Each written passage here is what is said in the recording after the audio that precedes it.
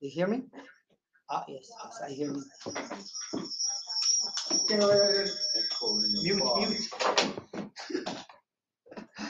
Bon. Salut. Ça va bien tout le monde? Good. Alors. Salut. Ça va aller? OK. Alors, on va parler de quelque chose qui est vraiment important.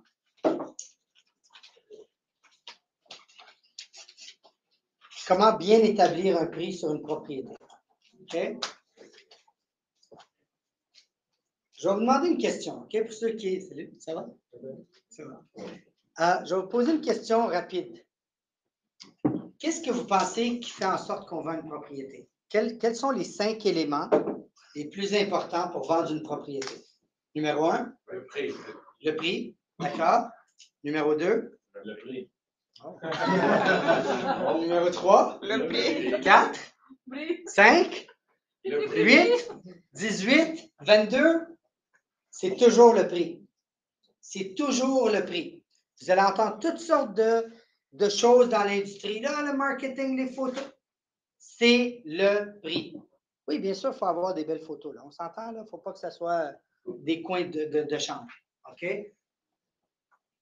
Mais ce qui vend une propriété, c'est le prix. Et je vais vous expliquer pourquoi. Quand les clients cherchent quelque chose, ils vont chercher, par exemple, un secteur, Pierrefonds. On va dire, je veux 3 chambres à coucher, 2 salles de bain. OK? Ou ils vont chercher un immeuble commercial. Je veux un 8 logements et plus dans le secteur de Rosemont. Savez-vous, ils filtrent avec quoi après? Le prix. C'est toujours le prix. OK? Toujours, toujours, toujours le prix. Les photos peuvent être horribles. Il peut ne même pas avoir de photos. J'ai vendu des maisons sans photos. Je ne peux même pas rentrer, il y avait des locataires dedans. Mais le prix était bon. Ça s'est vendu. Tout se vend si le prix est bon. Donc, c'est la base de l'immobilier et c'est ce qui est le plus important à savoir et à comprendre lorsque vous êtes en train de travailler avec des vendeurs et même avec des acheteurs parce que c'est l'élément qu'ils vont regarder le plus. Donc, j'ai des statistiques aux États-Unis, mais c'est à peu près la même chose au Canada.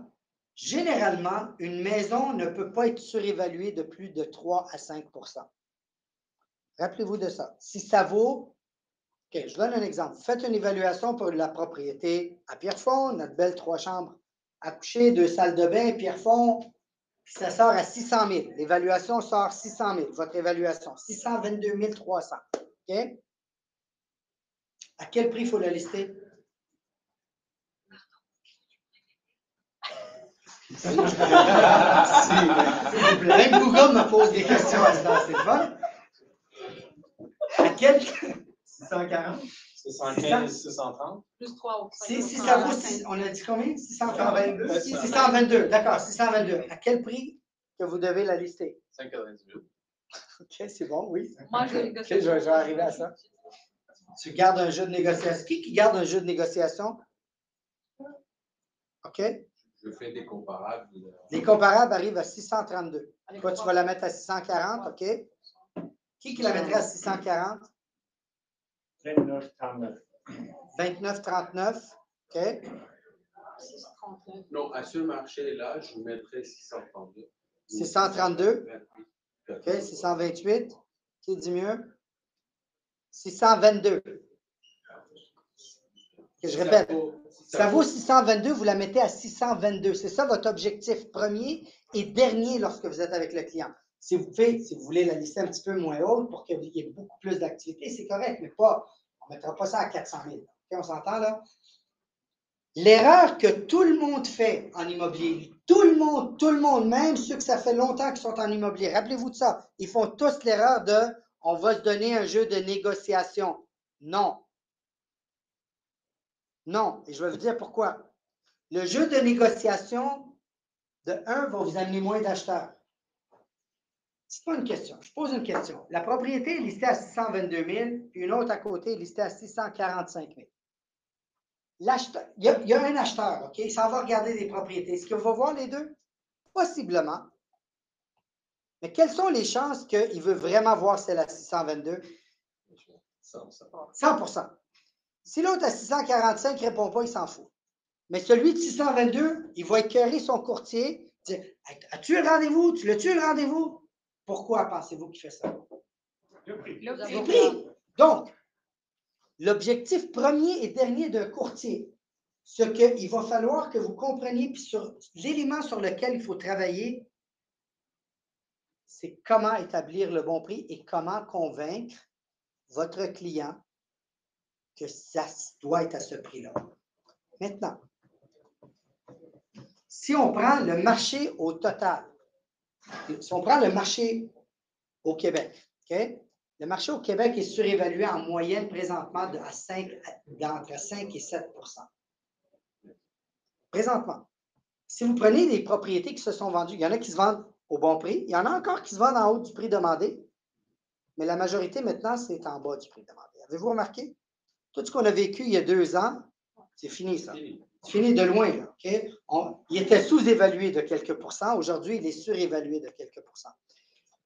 Donc, c'est très important, si vous prenez une inscription, que vous la mettiez à un bon prix pour plusieurs raisons.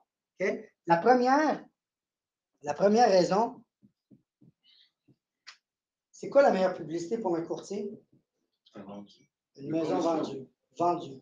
Si elle est listée, elle n'est pas bonne, votre publicité. Il y en a qui me disent, oui, mais ça fait des pancartes, ça fait des mauvaises pancartes.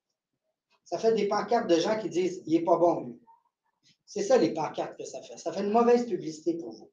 Donc, le bon prix va faire en sorte que vous allez être en mesure de, 1, vendre la propriété, 2, la vendre plus rapidement. Est-ce qu'un client, quand un client vous donne le contrat, là, lui, ça lui tente d'attendre 6 mois avant qu'il vende? C'est quoi son but? Immédiatement, le plus vite possible.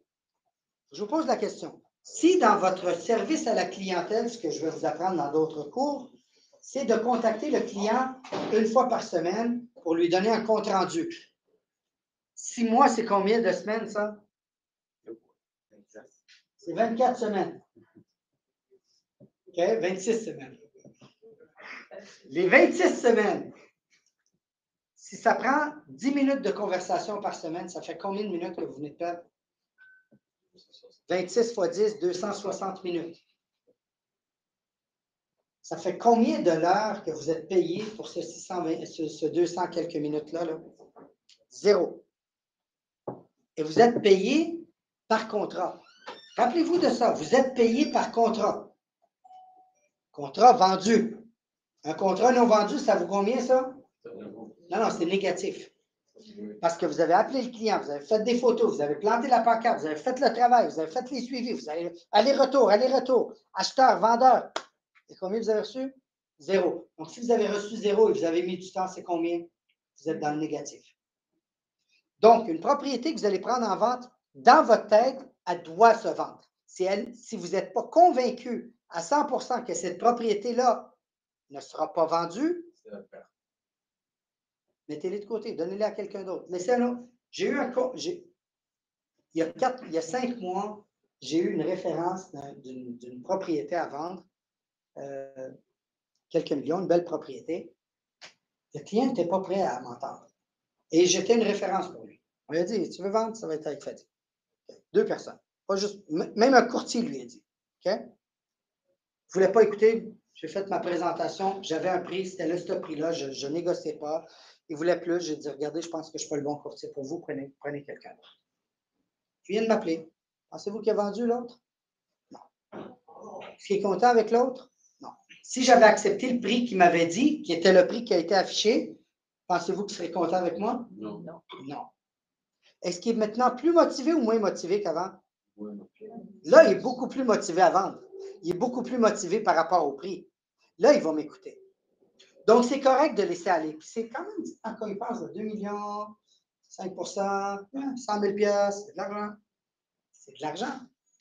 J'ai dit non. Pourquoi j'ai dit non? Parce que je savais que mes chances de vente étaient plus petites.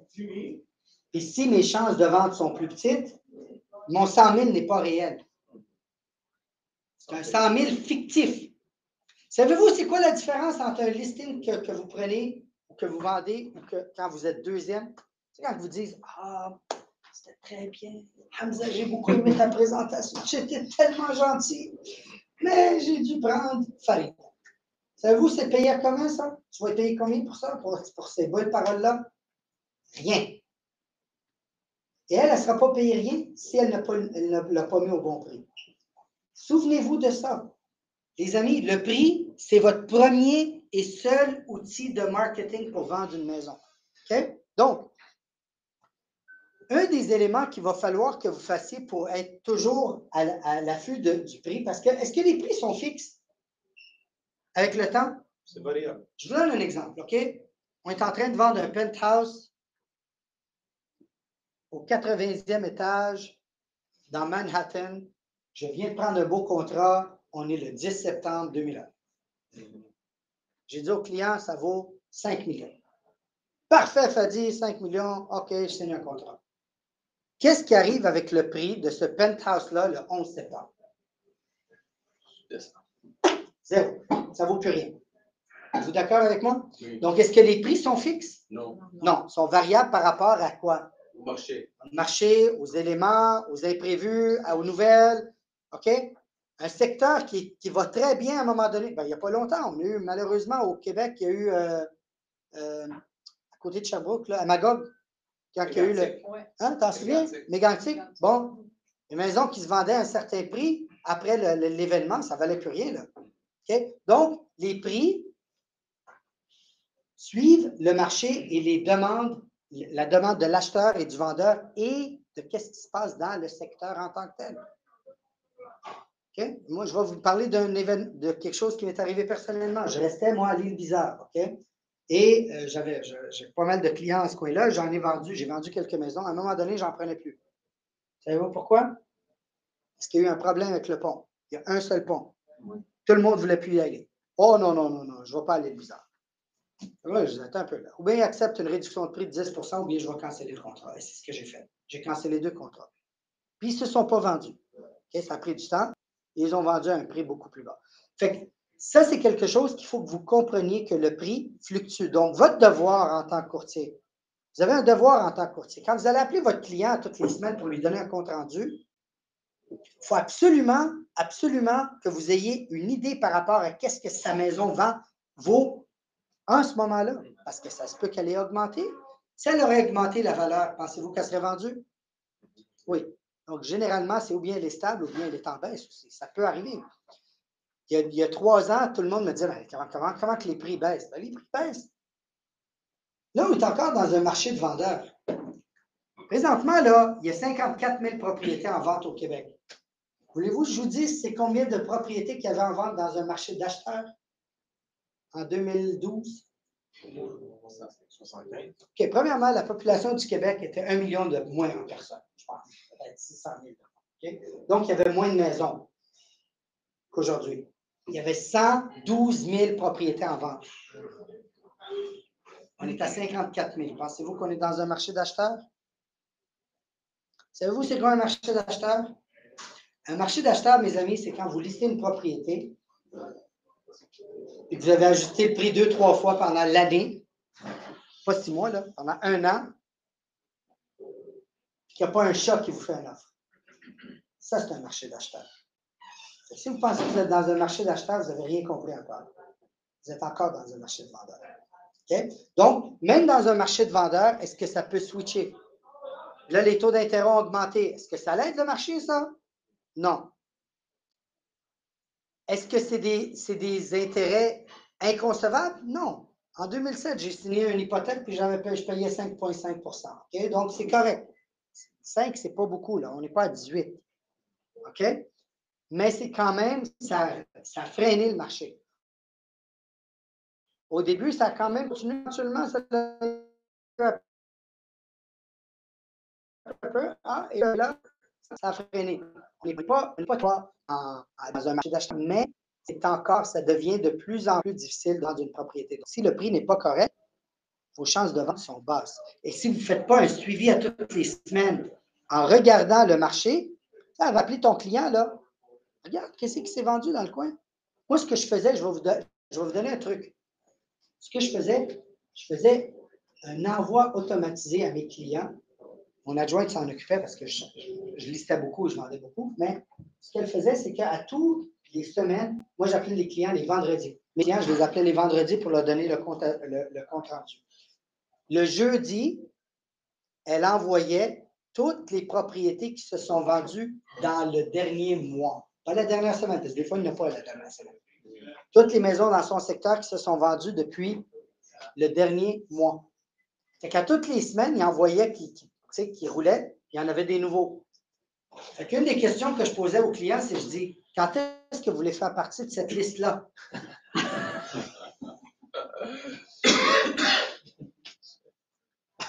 I'm telling you, it was the best. Hein? Ça les faisait rire à chaque fois, comme vous. Mais ils comprenaient que leur prix n'était pas correct. Ils voyaient. Le voisin, Jean-Luc, qui avait ça à la maison à vendre, là, qui demandait, il l'a vendu. Ben oui, il l'a vendu, je vous l'ai envoyé le prix. 528 000. Ça ne peut pas, il m'a dit que c'était 550. Il vous a menti. Okay? C'est ça la réalité. Okay? Donc, gardez-vous ça en tête. C'est très important que vous sachiez ce qui se passe dans le marché pour renforcer, premièrement, vos connaissances, puis renforcer, parce qu'un client, allez-vous arrêter de parler, vous deux, ou j'en mets un ici? OK?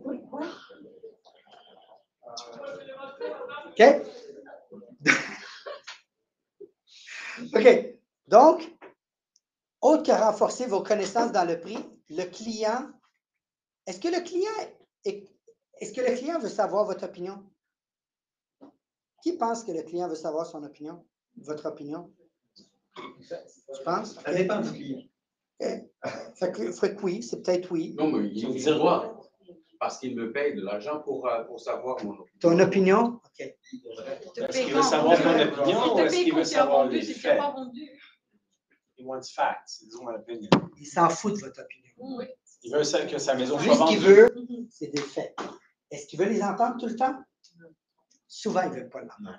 Okay? La réalité, c'est qu'ils ne veulent pas le savoir. Ils ne veulent pas l'entendre. Mais si vous faites les éléments comme il faut, si vous suivez vraiment les 5 étapes pour inscrire une propriété que je vais vous apprendre dans d'autres cours, la 3e étape, c'est la plus cruciale. C'est l'envoi de votre VIP. L'envoi du VIP d'avance, en papier. Ça va vous éliminer des maux de tête. Vous n'irez pas à des inscriptions qui sont une perte de temps. Mais 2, ceux que vous allez aller, la maison vaut 1 million, là. Okay? Ils veulent 1,3. Est-ce qu'il y a un vendeur qui est prêt à vendre sa maison moins cher que qu'est-ce qu'elle vaut? Non. Ils veulent tous plus d'argent, n'est-ce pas? Ils veulent tous plus d'argent, oui. Les vendeurs, est-ce qu'ils veulent, les acheteurs, est-ce qu'ils veulent payer moins? Oui. Fait que le vendeur, il est là, le prix est là, l'acheteur est là. On a une différence là. Okay? Est-ce que le vendeur est fâché lorsque vous lui dites le prix? Et il veut 1,3 puis tu lui dis 1 million. Est-ce qu'il est heureux? Non, il n'est pas heureux. Ma maison, ma maison, ma maison, ma maison, ma maison. OK? Mon immeuble, mon immeuble, mon immeuble. Je vais vous dire de quoi? Il ne sera jamais content. Donc, étant donné qu'il ne sera jamais content et qu'il va être fâché, bien qu'il soit fâché seul. Je n'ai pas besoin d'être là pendant qu'il se fâche. Donc, en lui envoyant le VIP package avec le prix, une des 3 choses va arriver. Ou bien il va être fâché et il va quand même vous rencontrer. Ou bien il va être fâché et il ne voudra pas vous rencontrer. Ou bien il va accepter les faits et il va vous rencontrer. Okay? La 3e erreur, c'est une des 2 qui va arriver. Il va être fâché dans les 2 cas. Une, il va vous rencontrer, l'autre, il ne vous rencontrera pas. C'est là la 4e étape. Il y a d'autres éléments qu'il va falloir que vous sachiez comment dealer avec ces objections-là pour qu'ils vous rencontrent quand même. Donc, un des éléments qui est très important à savoir, c'est que la minute que vous leur dites le prix, pas que vous leur dites, mais que vous leur démontrez le prix avec un calcul réaliste et qui se fâche, est-ce qu'il peut être fâché pendant 24 heures? Non. Ah, c'est difficile. Okay? Même les plus pessimistes ont de la misère avec ça. Il va être fâché pendant 1 heure, 2 heures, jusqu'à temps que sa femme dise ben là, arrête donc, Jacques, c'est assez. Okay? C'est ça le prix, on verra qu'est-ce qu'il va dire demain. C'est pas ça la réalité? Ouais. C'est ça, parce que les femmes, c'est les plus rationnelles. Nous, on s'énerve pour rien. Les femmes nous ramènent à notre place. Okay? Donc, c'est qui prend les décisions dans les maisons? Les femmes. Les femmes. Okay? Comprenez ça. Quand vous faites la présentation, regardez bien les femmes. Posez des questions. Regardez les gars de temps en temps. Okay? La décision, c'est. Puis les plus machos, c'est encore plus leurs femmes qui décident. Hein? N'oubliez pas ça. Donc rappelez-vous d'une chose, vous n'êtes pas responsable du prix. Est-ce que c'est nous qui décidons le prix? Ouais, je vais vous conter une histoire, OK? J'ai eu une réunion quand j'étais sur le CA de la PCQ, j'ai eu une réunion avec 2 ministres. Puis, ils nous demandaient qu'est-ce qu'on peut faire pour ralentir le marché. Si vous en souvenez, là, ça n'arrêtait pas d'augmenter. On listait une propriété, on la vendait 100 000 de plus. Okay? C'était inconcevable. Est-ce que c'est bon pour nous, ça? Non, c'est pas bon pour un courtier. Tout le monde pense que c'est bon, c'est pas bon. C'est la pire chose qui peut arriver pour le courtage que d'avoir des prix qui augmentent. Okay? Les gens pensent que c'est notre faute que ça augmente. Ils ne disaient pas que c'était de notre faute, mais ils me posaient comment est-ce qu'on peut... Non, je veux dire le public. Oui. Le public pense que c'est est-ce que c'était de notre faute? Mais ce n'est pas. C'est l'offre et la demande. Maintenant, pourquoi j'en parle? Parce qu'il y a des éléments qu'on peut contrôler et d'autres éléments qu'on ne peut pas contrôler. Donc, est-ce qu'on peut contrôler ce qu'un acheteur ou un vendeur veulent comme prix? Non. Est-ce qu'on peut contrôler le marché? Est-ce qu'on peut contrôler l'intérêt? Donc, en réalité, est-ce qu'on peut contrôler quoi que ce soit dans le prix? Étant donné qu'on ne peut pas contrôler les prix, est-ce qu'on est responsable pour quelque chose qu'on ne peut pas contrôler? Le gouvernement pensait que oui, là. OK? Mais la réalité, c'est non. On n'est pas responsable des prix. Les prix, c'est l'offre et la demande. Je leur ai dit dans le temps, quand j'ai eu mes réunions, j'ai dit il y a 2 choses qu'il faut faire. Un, vous avez le pouvoir de le faire, et le deuxième, vous n'avez pas le pouvoir de le faire. Ah oui? C'est quoi? J'ai dit la première chose, j'ai dit les intérêts sont trop bas. Ça, c'était en novembre 2021. OK? J'ai dit les intérêts sont trop bas. Malheureusement, ce n'est pas de votre pouvoir, c'est le pouvoir de la Banque centrale du Canada. Fait que vous n'avez aucun pouvoir là-dessus, monsieur, madame le ministre. J'ai dit le deuxième, vous êtes au pouvoir, vous avez un pouvoir là-dessus. Ah oui? C'est quoi? Arrêtez d'imprimer de l'argent. Inflation. Qu'est-ce que ça a créé? Ça a créé de l'inflation. Est-ce qu'ils m'ont écouté? Bien sûr que non. OK? C'est pas important, Fadi, ou peu importe, pour eux autres, ils ont leur plan, puis ils veulent le faire. Ils font juste nous écouter pour dire qu'ils nous ont écoutés. Mais en réalité, ils n'ont jamais écouté. Et c'est le problème présentement des prix qui ont gonflé. C'est purement de l'inflation. Okay? Donc, étant donné que c'est le marché qui décide du prix, que ce soit commercial ou résidentiel, il n'y a aucune différence. Le commercial, c'est des calculs. Le résidentiel, c'est des comparables. Okay? Ce n'est pas plus compliqué que ça. Étant donné qu'on n'est pas responsable des prix, est-ce qu'on peut mériter quand on vend ça plus haut? Est-ce qu'on est responsable quand c'est plus bas?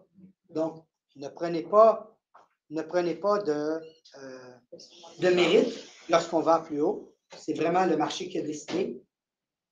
Mais étant donné que ce n'est pas notre faute, bien, il va falloir que vous le dites à votre client. Monsieur le client, écoutez, je vais vous poser une question. Votre propriété, vous vouliez 1,3 million, n'est-ce pas? Oui. Honnêtement, moi, je prends un pourcentage de ça. Honnêtement, pensez-vous que je voudrais la vendre en bas d'1,3 million? Non, parce que je vais être payé plus, puis vous aussi. N'est-ce pas? Oui. Mais est-ce que c'est moi qui vais décider du prix? Savez-vous qui va décider du prix? L'acheteur et la banque. N'est-ce pas vrai, ça? Pose une question. Là. Il arrive, l'acheteur, il arrive et il dit « Oh, moi, je vais y faire un offre à 1,3 million. » Qu'est-ce que la banque fait pour financer? Elle envoie un évaluateur. L'évaluateur va arriver et va dire 1 million. Est-ce qu'elle va se vendre la maison? Il va avoir 8 offres là, à 1,3. Est-ce qu'elle va se vendre la maison? Non.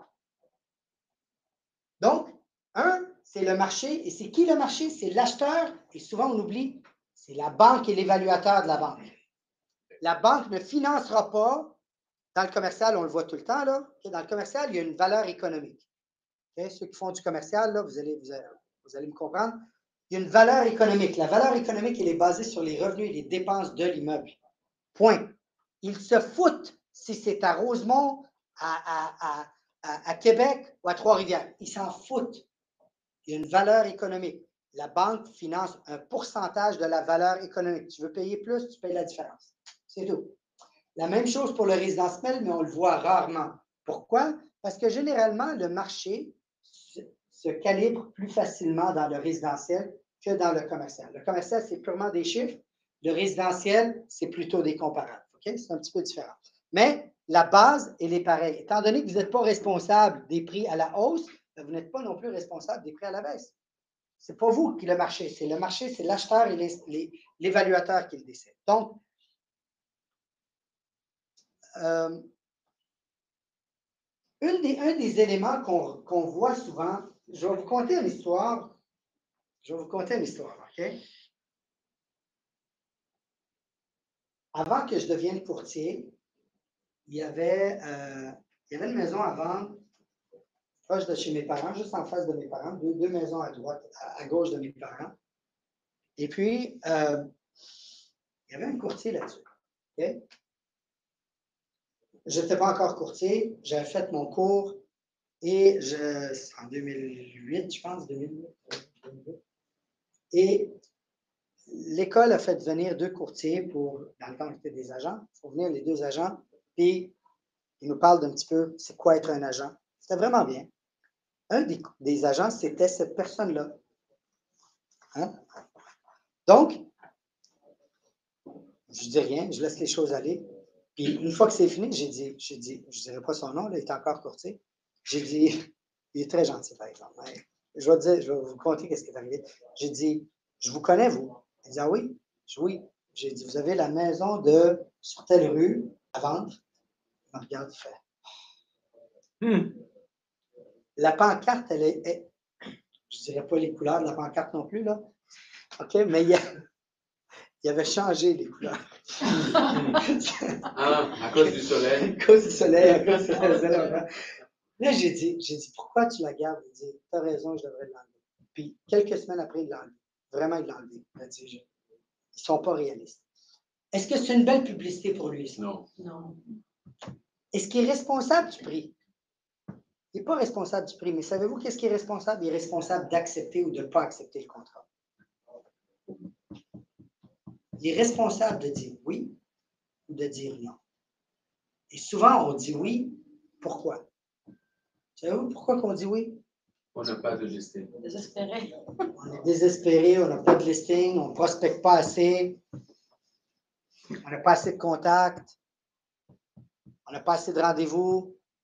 On accepte. Ouais, OK, on va accepter. Peut-être que, en 2021, je l'avais dit à tout le monde, je pense que tu t'en souviens, je vous ai dit, prenez à n'importe quel prix. C'était pas encore, ça ne montait pas encore aussi vite. J'ai dit, prenez à n'importe quel prix, parce que vous allez le vendre. Mais Fadi, il demande 30 000 de plus. Prends-le. Wow. Mais sérieux, tu m'as toujours dit de ne pas prendre. Prends-le.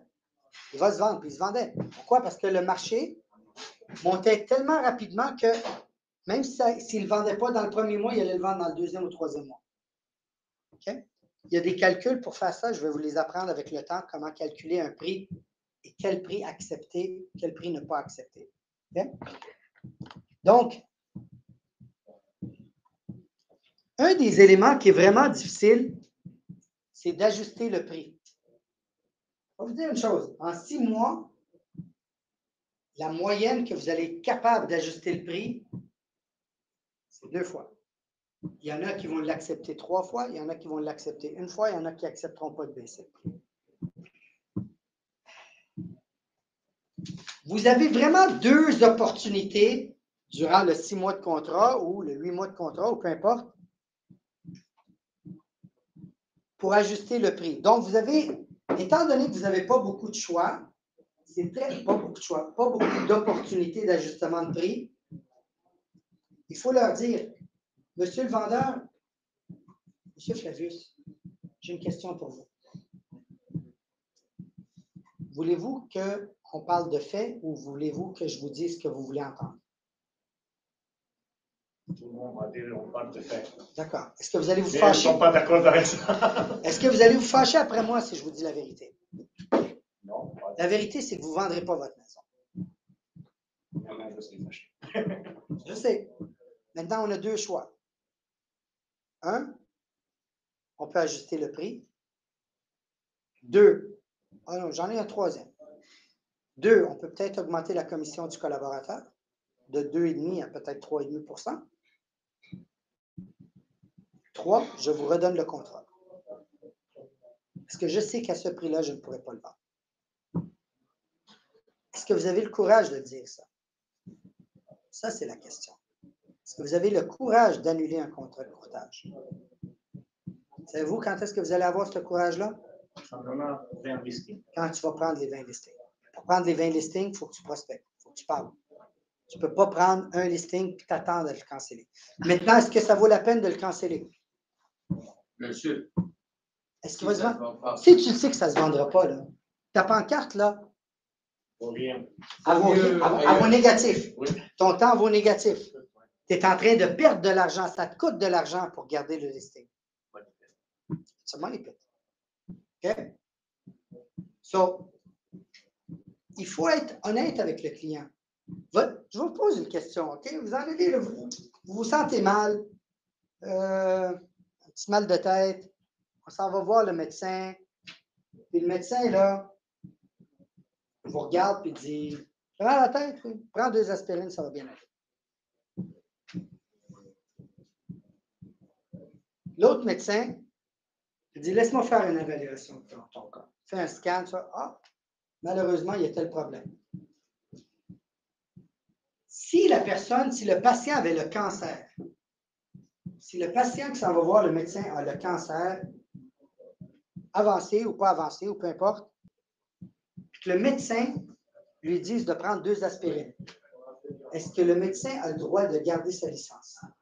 Il devrait être foutu dehors immédiatement, n'est-ce pas? Il devrait être barré immédiatement, n'est-ce pas? Oui. Quand vous ne dites pas la vérité à vos clients, vous devriez être barré comme courtier. Quand vous n'osez pas dire la vérité à votre... Maintenant, le client, si le client, le patient fume, il y a un cancer de poumon, puis on lui dit que tu as le cancer de poumon, puis il veut continuer à fumer, mais c'est son problème. Mais au moins, on lui a dit. Votre devoir, c'est d'être honnête avec le client. Puis quand ils vont vous dire, oui, mais un tel, puis une telle m'a dit tel prix, écoutez, on a regardé les comparables. Est-ce que c'est d'autres comparables que peut-être j'ai manqué? On peut-tu regarder qu'est-ce qu'ils vous ont montré? Bien, ils m'ont dit que ça valait ça. Est-ce que vous avez les documents? Avez-vous? Peut-être que j'ai fait une erreur. Laissez-moi regarder. En réalité, c'est qu'ils n'ont pas vraiment fait le travail comme il faut. Ils ont peut-être dit oui au client. Ça arrive souvent, ça? Je peux vous garantir que ça arrive souvent. On s'en va prendre le listing. Quel prix vous voulez? 822 000. OK, 822 000, c'est bon. On va le mettre en vente. Ça arrive. Et savez-vous pourquoi aussi que ça arrive? Parce qu'à tous les jours, on met la liste à jour des expirés. Chaque expiré, ça a été un de ces gens-là que je dis, ouais, c'est correct, on va la mettre à 822, quand ça vaut 750. Mais cette personne-là qui a pris le listing, là, elle n'a pas eu d'appel. Donc, elle n'a pas pu ramasser aucun acheteur. L'acheteur va appeler parce que le prix est bon. Si le prix n'est pas bon, il n'appellera pas. Fait que s'il n'appelle pas, tu n'as pas de contact. Tu ne peux pas me dire, ben, ça va être la publicité. C'est de la mauvaise publicité. De un, parce qu'elle ne se vend pas. De deux, parce que personne ne va t'appeler là-dessus. Fait que si personne ne t'appelle là-dessus, ça vaut quoi? Hein? D'accord? Fait que c'est bien important d'être honnête avec le client puis de lui dire ce qu'il faut lui dire. Maintenant, qu'il écoute ou qu'il n'écoute pas, ça, c'est une autre conversation. Donc, question. Oui, vas-y. Comment les clients décident le prix de sa maison? On va dire à propos. Basé sur quoi? Basé sur quoi? Sur rien. Ce qu'ils veulent dans son poche. C'est quelqu'un leur a dit, ben, ta maison, elle vaut 800 000. Ou il a vu le voisin en vente à 800 000. Mais ce qu'il ne comprend pas, c'est que le voisin a un terrain de 1000 pieds carrés de plus, puis à l'intérieur, c'est 100 mètres ou 200 mètres de plus. Un autre 1000 pieds de plus. Ou bien le voisin m'a dit, oui. Ça, c'est un fait. Ça arrive souvent, ça. C'est pour ça que je vous dis, là, quand vous allez montrer les vendus à votre client, c'est là, je ne le croyais pas jusqu'à temps que je l'ai vu. Mais mon voisin, Jean-Jacques, il me l'a dit qu'il avait vendu à tel prix. Bullshit. Il a menti. Normalement, il doit avoir zéro idée avec lui. Et toi, tu viens avec une évaluation pour décider c'est quoi le prix. Aujourd'hui, étant donné qu'il a accès à Centris, ce qu'il fait, c'est qu'il va aller regarder en banque. Et quand il s'en va regarder, il arrive avec des prix. Ben, lui, il demande 820, lui, il demande 900, moi, ça vaut 1 million. Il voit les prix demandés, il ne voit pas les prix, c'est ça le problème. Ouais. Et ce qu'on doit leur expliquer, c'est que monsieur, madame vendeur, il y a deux. Tu sais, lorsqu'on va vous apprendre, pour ceux qui savent déjà, good, pour ceux qui ne le savent pas, dans la présentation d'inscription, à une des places, on leur dit est-ce que vous voulez vivre en fantaisie ou vous voulez la réalité? La fantaisie, c'est ce qui est en vente. Ça, c'est la fantaisie. La réalité, c'est qu'est-ce qui s'est vendu. Moi, je ne vais pas dans la fantaisie, je m'en vais dans les vendus. Voici ce qui s'est vendu. Je te pose une question. Tu as une voiture? Oui. C'est quoi ta voiture? Ford Fusion. Ford Fusion, d'accord. Elle vaut combien à peu près? 6 000. 6 000. Donc, est-ce que je peux t'empêcher de la mettre à 20 000 en vente? Okay. Est-ce qu'il y a un fou qui va l'acheter? Peut-être. Je ne sais jamais. Il y a tout le temps des fous. Mais en général, tes chances de la vente, ça va être 1 sur 1 million. À 20 000, ça vaut 6 000. Ils vont dire, c'est quoi, y a-tu de l'or là-dedans? Y a-tu des diamants que j'ai manqués là? Right? C'est la même chose avec le client. Mais le client ne regarde pas ce qui est vendu. Il ne voit pas ça, lui. Lui, ce qu'il voit, c'est qu'est-ce qui est en vente.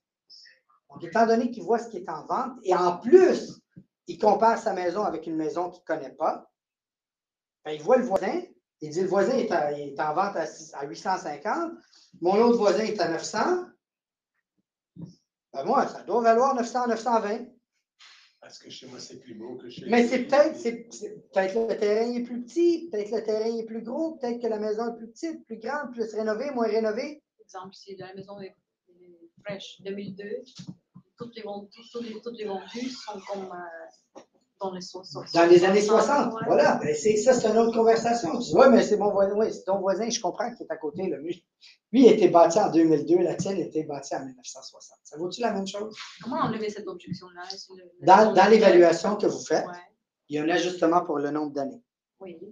Tu l'utilises. Il est fier parce que sa maison. Ils sont tous fiers de quelque chose, on s'en fout. La fierté n'a rien à voir avec la rationnelle. Je dis pas une chose. Ils sont tout le temps fiers. J'ai rénové. En 1960. Oui, j'ai rénové. Le cabinet vert. Vert fluo, oui. Plusieurs fois, ils disent OK, je vais essayer à ce prix-là. OK. Là, premièrement, oui. OK, bonne question. Ils veulent essayer. Très bonne question, Félix. Peut-être qu'il y a quelqu'un qui veut, ben. Quand que je vois que le client est vraiment, vraiment, vraiment borné, mais que je sais qu'il est très motivé à vendre, je vais faire une chose dans le contrat. Je vais dire à quel prix tu veux essayer? Quel prix, Flavius? On parle de 1,3 million, 1,3 million. Écoutez, on va faire de quoi? Okay? On va écrire tout de suite dans le contrat qu'on va la mettre à 1,3 million. Et si elle n'est pas vendue dans 3 semaines, on l'ajuste à 999. C'est bon? Oui. Si je suis motivé, oui. Signé ici. Okay. Tu veux essayer? On peut essayer. Oh, Fadi, est-ce qu'on peut baisser de 1,3 million à 1,2 million? OK. Une semaine plus tard, on baisse à 1,2 million. Et l'autre semaine à 1,1 million, puis après ça à 999. C'est bon? C'est une manière de le faire. Et les risquer. C'est la dernière carte que j'utilise. Je vais te dire pourquoi. Parce que il peut quand même t'appeler et dire tu ne baisses pas le prix. Et là, Ça m'est arrivé. Oui. Et là, dans ce cas-là, c'est à toi d'avoir les culottes assez dures pour dire OK, et moi, je cancelle le contrat. Vas-tu être assez fort de le faire? Ça va venir à toi. C'est la dernière carte que j'utilise. Quand il est vraiment borné, mais il faut que je sache que son plan de déménagement est vraiment là. Motivé. Super gros. Okay? Il a déjà acheté, il déménage à Québec, il a une nouvelle job. T'sais? Quand je sais là, que la motivation est vraiment très élevée, je vais utiliser ça quand je ne suis pas capable de le closer d'aucune autre manière. OK? Ce n'est pas recommandé, mais c'est une des manières. OK?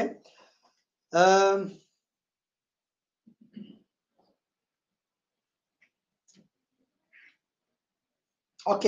On parlait de réduction de prix. Donc, quand je vous ai dit que vous avez à peu près 2 chances. 2 chances. En 6 mois d'ajustement. En moyenne. Des fois, c'est 0, des fois, c'est 1, des fois, c'est 4, dépendamment de la motivation, mais la moyenne, c'est 2 fois. Étant donné que c'est 2 fois, ne manquez pas votre coup. Ne manquez pas votre coup. Suivez ce que je vais vous écrire. Prenez-le en note. Tout le monde, écrivez ce que je vais vous dire. OK? Ça s'applique pour tous les immeubles. Résidentiel, commercial, terrain, tout. Mais marquez ça en note. OK? Dans les 3 premières semaines de l'inscription, les 3 premières semaines, pas les 3 premiers mois, les 3 premières semaines, au bout de 3 semaines, si vous avez moins de 3 à 5 vendeurs, entre 0 et 5 vendeurs, 0 et 5 acheteurs qui vont visiter, il faut ajuster de 10 % le prix. Si vous avez plus de 5, 10, 15, 10 %. Si vous en avez 10 ou 15, c'est 5 %. Premier chiffre, c'est quoi? 10. En bas de 5, 10. OK? Visite ou bien? Visite. Ils sont allés voir la maison, ils n'ont pas fait d'offre. OK? 5 % le deuxième? Après, s'il y a beaucoup de visites, pas d'offre. Après 10 % c'est quoi? Attends, la première, c'est 10 %. Pas beaucoup de visites, 10 %. Okay. Beaucoup de visites, pas d'offre, 5 %. OK? Et là regardez-moi bien, là. OK? Vous parlez avec le vendeur. Là, vous dites au vendeur, on va ajuster le prix de 10 %. Je vous suggère qu'on ajuste le prix de 10 %. Il demande 800 000. Dites pas qu'on va ajuster de 80 000. Bien attention. Les pourcentages sont petits, les dollars sont gros. Des fois, ils vont être assez vite en mathématiques pour vous demander c'est combien ou qu'ils vont le calculer, et d'autres fois, ils vont vous demander c'est combien. Okay? D'autres fois, ils vont dire OK, c'est correct, ça dit. C'est bon. 10 % c'est correct. S'ils n'acceptent pas de baisser de 10 %, là, vous avez vu, là, ça fait 3 semaines, on a eu 3 visites, aucune offre, rien. Okay? Là, OK. Dans les comptes rendus, vous allez avoir quelque chose comme ça ne leur plaît pas, les chambres ne sont pas assez grandes. Tout ça, ça veut dire quoi? Le prix est trop élevé. OK? Il faut que vous le fassiez comprendre ça à votre client. Parce qu'il pense que, ben non, il aurait fait l'offre, mais les chambres sont trop petites. Sont trop petites pour ton prix. Pour le prix que tu demandes, sont trop petites. J'ai pas bien compris la différence entre le dollar et le pourcentage. Tu parles toujours de pourcentage. Toujours pourcentage. Tout le temps de pourcentage. Si tu parles de 80 000, il va avoir une crise cardiaque. OK? OK. Tu parles tout le temps de pourcentage. Hein? Il va annuler le contrat. Oui. La seule chose, c'est qu'au lieu de dire 10 % les gens calculent vite, tu devrais peut-être à 9 ou 11. Hein, tu vas y mélanger. L'explosion. Là, il va te demander. C'est combien ça? Mais regardez, là, je vais vous dire une chose. Les clients le savent. Les clients, même s'ils ne vous le disent pas, ceux qui sont motivés, là, ceux qui ne sont pas motivés, on s'en fout. Les autres, peu importe que tu leur dises ce que ça vaut, ils ne vendront pas. Celui qui est motivé, il sait qu'il y a un ajustement à faire. Il ne s'attend pas à ce que tu lui dises 10. Il s'attend à ce que tu lui dises 5. OK? Mais regardez, là. Je vais vous le répéter.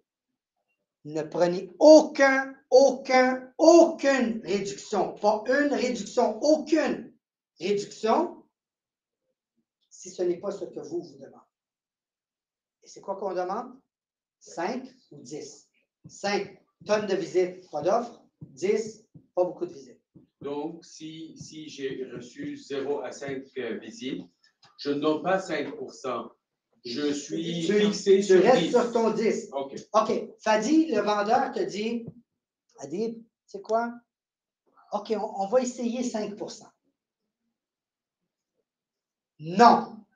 Soyez pas méchant, OK? Le roleplay, qui veut faire le roleplay avec moi pour ça?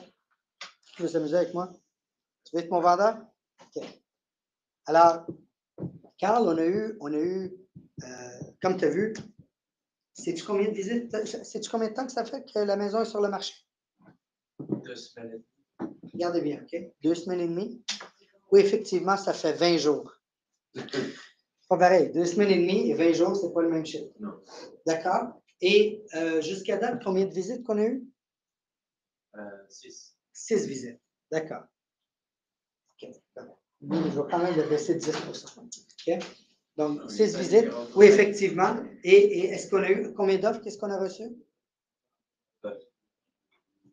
0. Pas eu d'offre. Je l'ai dit cadeau. OK. Alors, ma question pour vous, là, c'est quand est-ce que vous aimeriez que la maison soit vendue? Tout de suite, d'accord. Alors, pour faire, je vous suggère qu'on ajuste le prix d'un petit 10 seulement. Selon moi, ça devrait aider le marché. D'accord? Est-ce que je peux aller de l'avant? Je suis devant l'ordinateur. 10 c'est trop. Savez-vous pourquoi je les appelais vendredi en passant? Je vais vous donner un truc. Savez-vous pourquoi je ne les appelais pas un lundi ou un mardi? Non. Parce que la fin de semaine s'en venait. Ouais, je suis devant l'ordinateur. Je peux ajuster le prix maintenant? Oui. Les visiteurs de la fin de semaine vont voir le nouveau prix. Okay? OK. Donc, M. Carl, je suis devant l'ordinateur présentement, mais je vous suggère, regardez, là, je vais ajuster le prix de 10 puis je pense que ça va aider votre cas. Dis-moi non. Non. D'accord. À quel prix vous aimeriez l'ajuster? 5 max. 5 maximum. D'accord. Écoutez, pour le moment, on va le garder au prix que vous l'avez demandé. On va attendre encore 2 semaines, puis on verra qu'est-ce qui va arriver. Ne le prenez pas. Le 5 on ne le prend pas. Ne le prenez pas. La minute où ce que vous le prenez, vous êtes responsable du prix. Vous devenez plus responsable du prix. La minute que vous acceptez son 5 est-ce qu'il va se vendre si c'est 5 Non. Peut-être. Les chances. Mais est-ce que les chances sont plus élevées ou moins élevées à 10 Plus élevées. Plus élevées à 10 Oui. Donc, vous ne l'acceptez pas. Laissez-les refléter là-dessus. D'accord, monsieur. Carl, je vais vous rappeler dans une semaine, puis on parlera de ça. C'est bon? Can you repeat what you told me? C'est quoi la réponse que vous avez donnée? J'ai dit correct. Tu ne veux pas baisser? Dans 2 semaines. On va garder les prix. On va garder le prix pour le moment pour les 2 prochaines semaines. On verra qu'est-ce qui va arriver. On ne va pas modifier. On ne modifiera pas le prix. Modifiez pas. Lui, il veut que je l'ajuste de 5. Savez-vous pourquoi il veut que je l'ajuste de 5? Parce qu'il est prêt à négocier 5. Dans sa tête, là, il dit, ben, je vais l'ajuster de 5, là, puis je négocierai moins. C'est ça qui se passe dans le cerveau du client.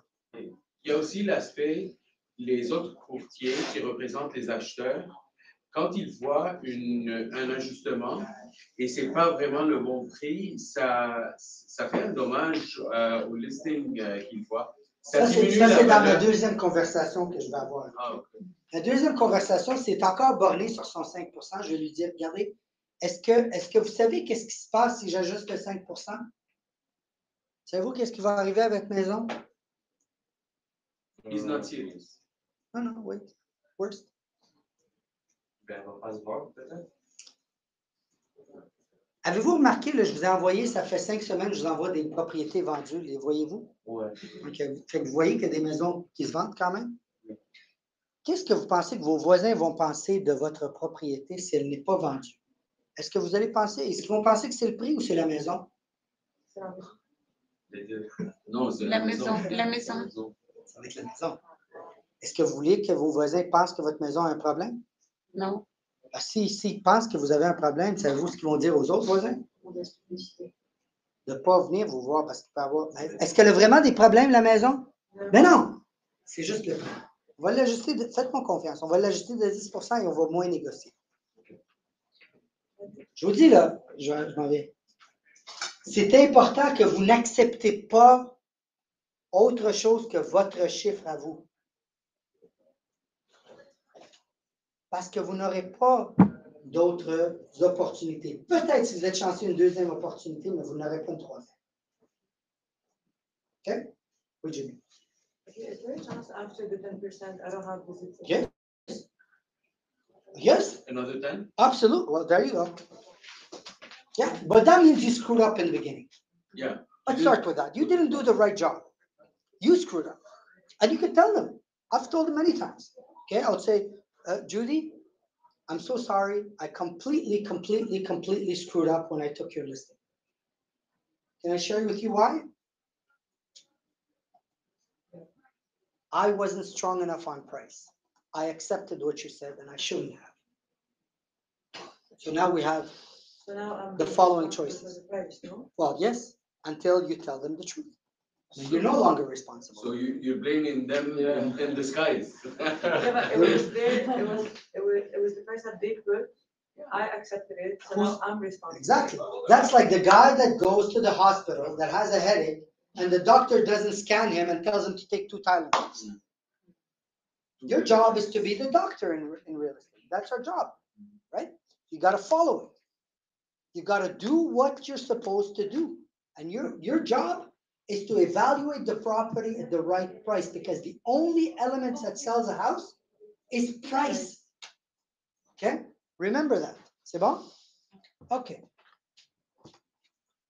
Good. OK. Je vais vous dire de quoi. En 2016, 2016? Oui, c'était en 2016, à peu près à la fin de 2016-2017. Le marché immobilier, c'était un marché balancé dans le temps. OK? C'est un marché où est-ce que, en moyenne, ça prenait entre 8 à 10 mois pour une propriété à se vendre. En haut de 10 mois, c'est un marché d'acheteurs. En bas de 8 mois, c'est un marché de vendeurs. C'était un marché balancé. Et quand on a un marché balancé, généralement, moi, dans mes chiffres à moi, étant donné que je suis mes chiffres, j'avais à peu près 20% du temps, mes listings expiraient. Okay? Et 10% du temps, j'annulais le contrat. Donc, je perdais 30% de chaque listing. Donc, si je prenais 100 listings, les chances que je vende 100, c'était 0. J'en vendais à peu près 70. Okay? Donc, avec mon coach, avec Larry, qui connaît Larry? Larry Kozak? Larry, avec Larry, j'ai travaillé pendant 6 mois. J'ai dit, Larry, I don't want to work more. I want to make more money, but I don't want to work more. Il dit, then you have to work on yourself. J'ai dit, OK, c'est quoi qu'il faut que je fasse? Il dit, price. But I'm already strong on price. It's not strong enough. OK? J'ai dit, OK, qu'est-ce qu'il faut que j'apprenne? Pendant 6 mois, j'ai travaillé tous les objections possibles et imaginaires par rapport au prix. Pourquoi pensez-vous que j'ai fait ça? Je vais vous dire. J'avais plus de canceller. Pourquoi je cancellais un contrat? Parce que le client n'était pas assez sérieux, le prix n'était pas assez bon et j'ai perdu du temps. Est-ce que ça prend du temps pour aller chercher une inscription? Oui. Est-ce que ça prend du temps pour mettre l'inscription en place? Oui. Est-ce que ça prend du temps à mon adjoint de répondre à tous ces maudits téléphones-là qui valent rien? Est-ce que ça prend du temps de répondre aux courtiers à leurs questions parce qu'ils ne lisent pas le listing? Ça prend du temps. Est-ce que je suis payé à la fin? Non. Non. C'est pas bon. Alors, j'avais des coûts plus élevés avec des revenus plus bas. Pour inverser ça, il fallait que je travaille le prix. Donc, j'ai fait un calcul dans le temps. Cette année-là, j'ai fait 112 ventes. J'ai fait un calcul dans cette année-là. J'ai dit, OK, si je suis capable d'enlever, si j'élimine le 10%, que je ne prends aucun contrat qui est non sérieux. OK? Tout de suite en partant. Je dis non, je ne veux même pas y penser dans 3-4 mois pour te canceller, là, je ne le prends pas. Combien je peux économiser en temps? Et c'était énorme. 10 listings. Je prenais à moyenne, je prenais pas loin de 100 listings par année. Okay? Ça fait que 10 d'entre eux, c'était une perte de temps. Complètement perte de temps. Puis l'autre 20 passait 6 mois puis je ne vendais pas. Ça fait qu'une autre grosse perte de temps. J'ai calculé le temps que je perdais dans ces inscriptions-là. Et ce que j'ai réussi à faire, c'est que j'ai pris moins de l'inscription. Okay? Donc, disons que j'en prenais 100, j'en ai peut-être pris 90, 95. Fait que j'en avais 5 ou 10 de moins. Mais je faisais plus d'argent. Parce que je les vendais presque tous. Pendant que le marché, 20% du temps, ça ne se vendait pas, les listings de Fadi, ils se vendaient. Okay? Je ne me souviens pas la dernière fois que j'ai eu un expiré dans ma carrière. Je ne me souviens pas, ça fait plusieurs années. Pourquoi? Oui, le marché, c'est un marché qui s'est amélioré. Mais j'ai compris un fait. Je ne prendrai pas le contrat si le prix n'est pas bon. Mon 2 millions que je vous parle, c'est 100 000 de commission. Elle n'est pas réelle. Elle n'est pas réelle. Elle devient réelle quand le prix est correct. Et donc, je dis non présentement. Non. Pas intéressé. Non. Est-ce qu'un médecin a le droit de vous dire non? Il ne veut pas vous opérer. Est-ce qu'il a le droit? Il a le droit, oui. Voilà. Vous avez le droit de ne pas prendre le contrat. Rappelez-vous de ça. You're like... I actually have to go. Okay? You can go without talking. You know that. Well, thank you so much. Listen. Okay? OK. So, un des autres éléments, le dernier élément que je veux que vous gardiez en tête, c'est connaissez vos statistiques. Le client se fout de votre opinion. Le client veut voir des faits. Le client veut voir des statistiques. Même les plus expressifs d'entre nous veulent voir des statistiques. Ils sont peut-être moins statistiques, mais ils veulent quand même voir, OK, ouais, Jean-Jacques, lui, a vendu, OK, ouais, mais la maison n'est même pas belle. OK, mais on s'en fout. Mais au moins, il y a des chiffres. C'est important que vous connaissiez vos statistiques parce que c'est l'élément qui va vous distinguer de votre compétition. Okay? Fait que lisez-les, apprenez-les et utilisez-les. Est-ce que vous avez des questions pour moi? Non? Pas de questions? All good? En ligne, est-ce qu'il y a des questions? Si j'essaie de voir. Non, pas de questions, pas de questions, pas de questions. Merci, Fadi. OK, c'est bon. Good. OK. Ben, je vous remercie beaucoup. Merci, Marie. Merci.